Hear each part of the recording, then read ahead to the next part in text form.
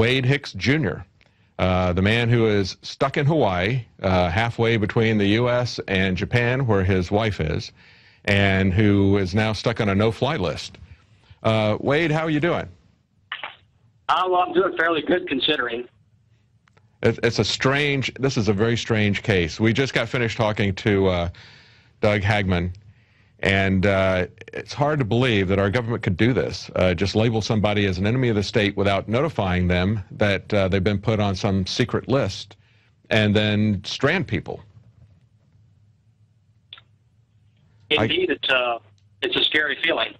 I guess one of the questions that comes up is, you were allowed to fly out of San Francisco to Hawaii, and you were on the ground for quite a while even. You had to apply in advance to travel on a military plane, and nothing ever came up about this as you were waiting for your tickets. Nothing came up while you were taking your time leaving and on the ground for 5 hours. And yet, when you get to Hawaii, they pull you off with armed guards and tell you that you're not allowed to fly either home or forward to meet your wife in Japan. Is that correct? That's correct. I mean, it started out like something fairly routine when I got asked to come back into the terminal from the secure area. I went over to the U.S. Customs and Immigration's office. The lights were off, the doors were locked, nobody was there. So I was invited back to the Airman's break room for the Air Mobility Command's terminal for space available. So I actually went behind the desk into a secure area of the facility, and I sat on the couch waiting to hear something. About 15, 20 minutes later, two heavily armed Air Force security forces guys showed up. One of them had an M4. The other one was carrying an M4 with a 203 grenade launcher attached and a 50 cal ammo can with probably 20, 30 rounds of 40 millimeter grenades. Now, just to be clear, this is a military base, which is why it's soldiers coming. Right. We haven't gotten that far down the police state yet, perhaps. I don't know. Maybe we have. Now, not only did they miss the fact that you were on a no-fly list heading out that you had not been notified of, but you've been vetted significantly even by the TSA. You have a TWIC card, a TWIC card. Could you explain to us what that is and what's involved in that process? The TWIC card is a Transportation Worker Identification Credential. It's not something that just anyone can get. You have to be either a commercial truck driver that's carrying hazardous materials, or you have to be someone that requires access to secured facilities such as nuclear power plants, ports, or work on vessels in merchant marine, as was my case for getting the TWIC card. So you've had that. You've had secret clearance. You've just recently gotten a firearms carry permit that is an enhanced carry, you said, right? Yes, that's right. In order to get a firearms permit in the state of Mississippi, you have to go to the Department of Public Safety and you have to get your fingerprints done.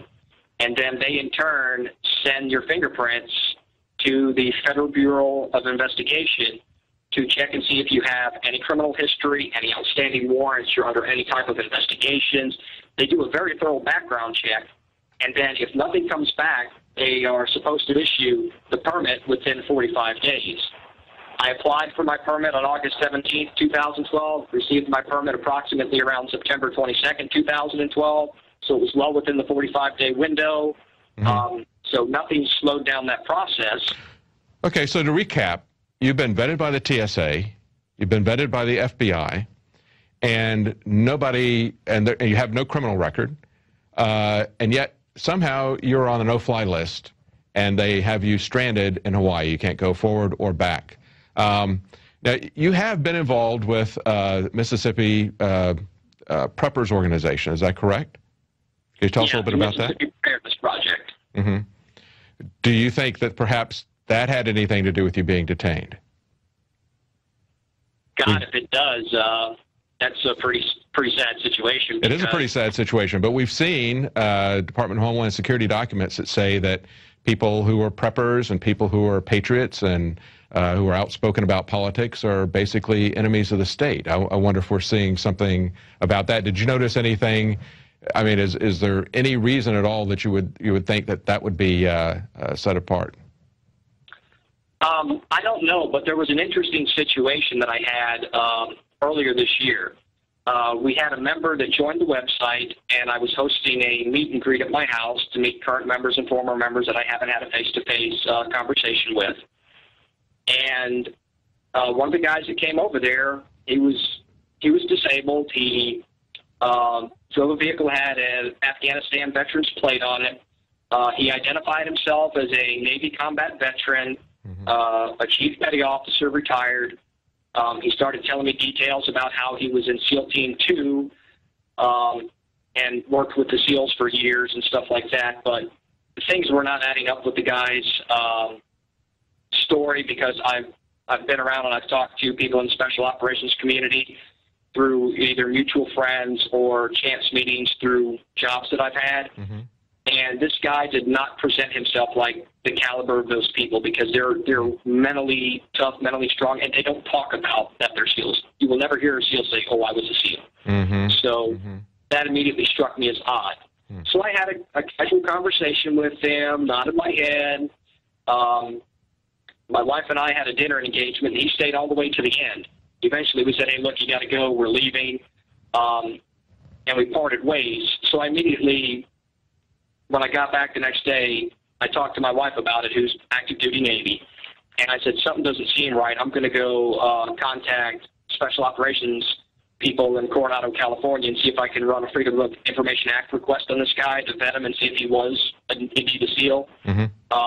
Very quick process, got the FOIA request back, and I can share that with you if you'd like. But the guy was not a Navy SEAL. I had a friend of mine that's in the military police unit. He ran a background check on him just to see if he was ever in the military.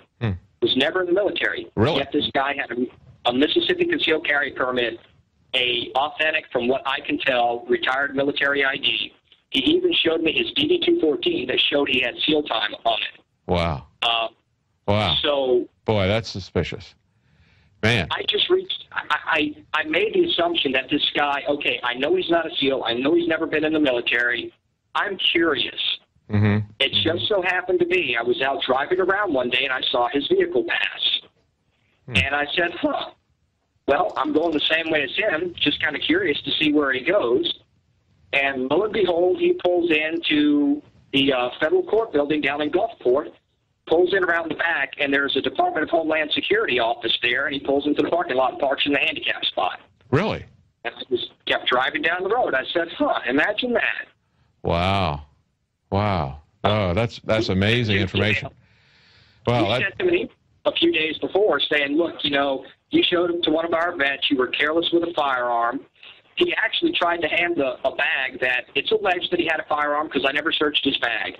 He handed my bag off to my wife, and I said, that wasn't cool. You need to get your bag or whatever.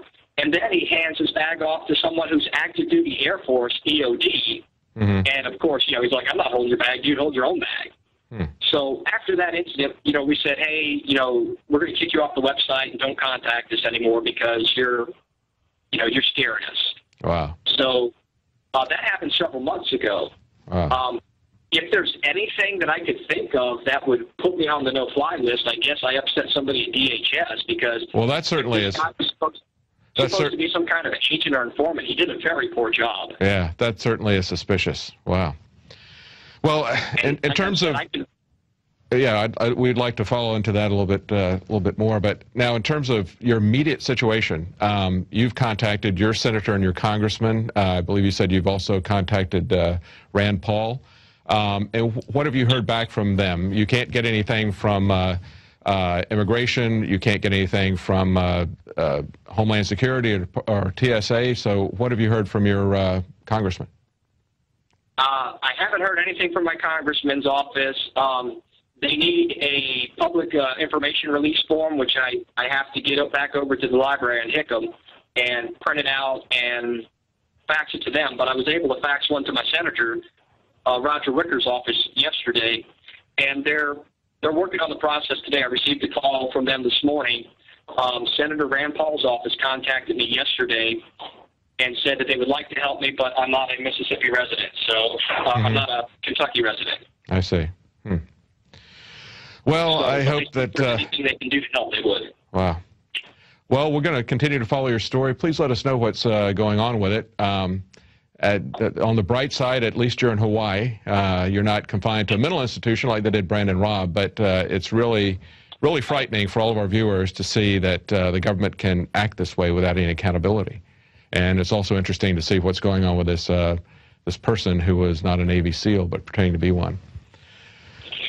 Well, thank you very much, Wade. We'll be talking to you again. Well, that's very disturbing news. Please spread this story wide. We need to find out what's going on. We need to find out why he's being held. And also, it would be interesting to find out what's going on with the background snooping that was going on apparently by the DHS. We'll be right back.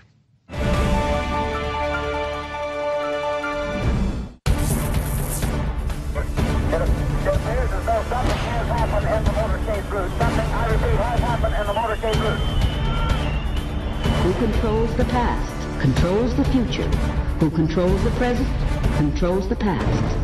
The death of bin Laden marks the most significant achievement to date in our nation's effort to defeat al-Qaeda. All you got to do is start looking around, start thinking for yourself, start investigating things, and you will see it all right there. So you have the power. Humanity has the power. We have the power. Do you want to fight? You better believe you got one! Let us never tolerate outrageous conspiracy theories. As for me, give me liberty or give me death!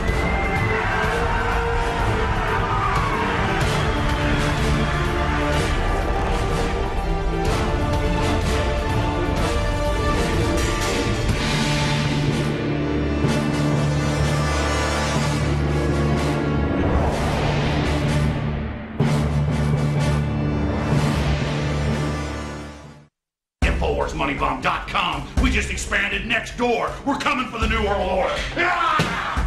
Yeah! It's InfoWars Money Bomb 2012. 48 hours to change the world. Here's freedom.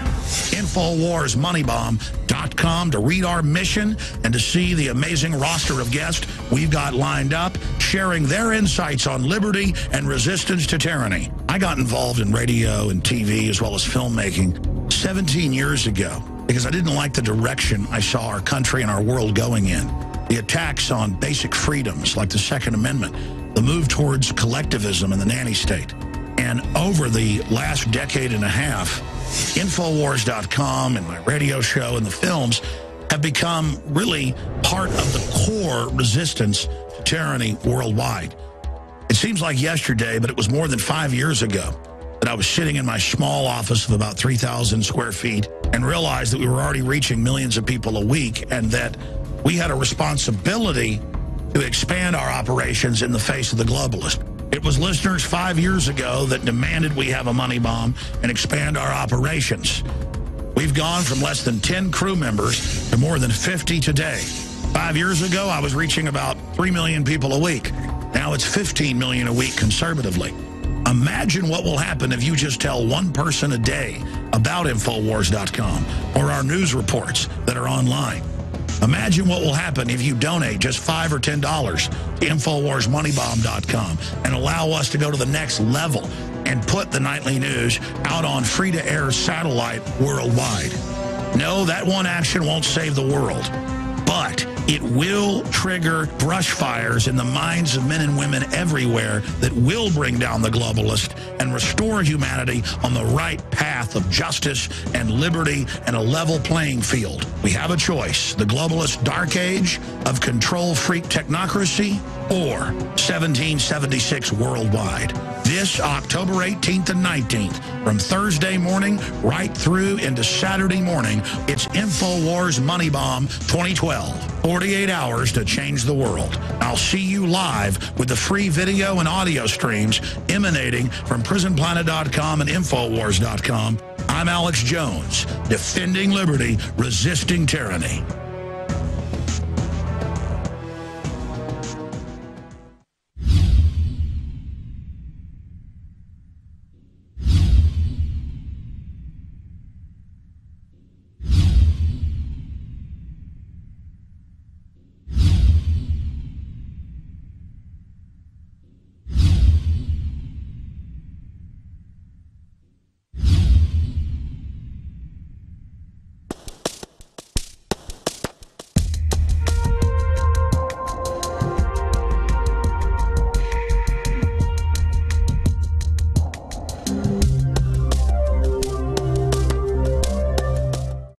Sick of the globalist eugenicist control freaks adding poison to your water and laughing as you get sick and die? Start purifying your water with ProPure. My friends, I've done a lot of research, and the best gravity filter out there, bar none, is ProPure, and it's available discounted at InfilWars.com. Its filters are silver impregnated to prevent bacterial growth. There's no priming required. It's NSF 42 certified. Optional fluoride filters can reduce fluoride up to 95%. Easy to set up and use. Doesn't require electricity. Purify water from lakes, streams, ponds, and wells. This filter system leaves in beneficial minerals, which is key. Save money by not buying bottled water and avoid BPA that leaches from the plastic. ProPure is the best gravity-fed filter out there. It's what my family uses. InfoWars.com already has the lowest price on ProPure. But if you add the promo code WATER at checkout, you get an additional 10% off at InfoWars.com. You can also call to order 888-253-3139.